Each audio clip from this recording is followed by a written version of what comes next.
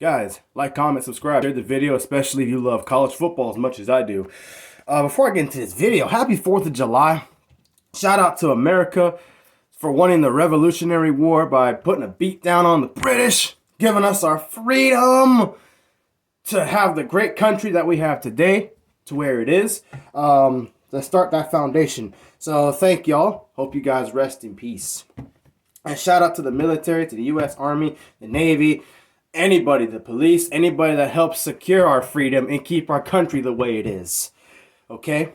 So thank you for that. Now on to the video. Stetson Bennett and Joe Burrow, they've been two of the most talked about quarterbacks in college football for the last several years. As you all know, both of them went to high-name schools like Ohio State or even Georgia. I talk about that because Stetson Bennett eventually left, went to, he didn't leave. I don't know what happened there, but I know he went to a junior college. Then he came back and ended up starting for Georgia. He actually started over JT Daniels, who was a 5-star high-level quarterback, who I talked about should have been starting over him from the beginning. Now, Joe Burrow doesn't get any playing time at Ohio State.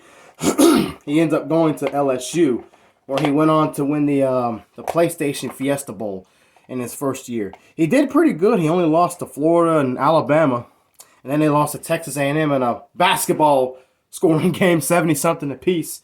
Then he comes back the following year, goes 15-0, wins the SEC championship, the Heisman Trophy, and the national title. Beats everybody, Texas, Georgia, Florida, all these top 10 teams. He beat Auburn. I don't know if they were top 10, but they were ranked also. Oklahoma in the playoffs, Clemson, after Clemson had won 29 games in a row.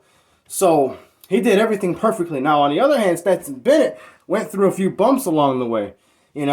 He kept struggling in a lot of games, but they were winning. So that was the argument of keeping him in the game. He went on to win an Orange Bowl. He's won in the playoff with Michigan, won the national championship, and I thought that would be it. They finished 14-1 in 2021, beating Bama, avenging the only loss of that year to Alabama. His past year, my goodness. 15-0, he plays a heck of a lot better than he ever has. He has less interceptions, completes a lot more passes, gets touchdown passes, and he can run. He's a good athlete. So the question is, who is the better story for college football?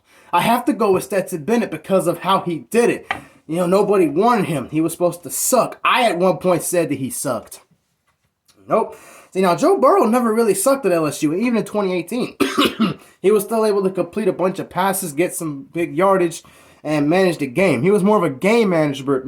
But let's be honest here. Before either quarterback won a national championship, who are you going to start based off the first year in college that they had? Probably Joe Burrow. But who had finished it better? See, Stetson never won a Heisman. That's not his fault. That doesn't really matter. He won the national championship, not once, but twice.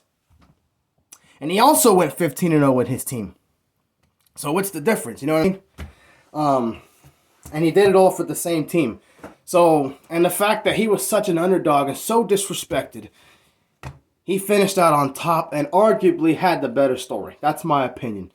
So without any further ado, I do think right now, Stetson Bennett is the coolest story in college football today.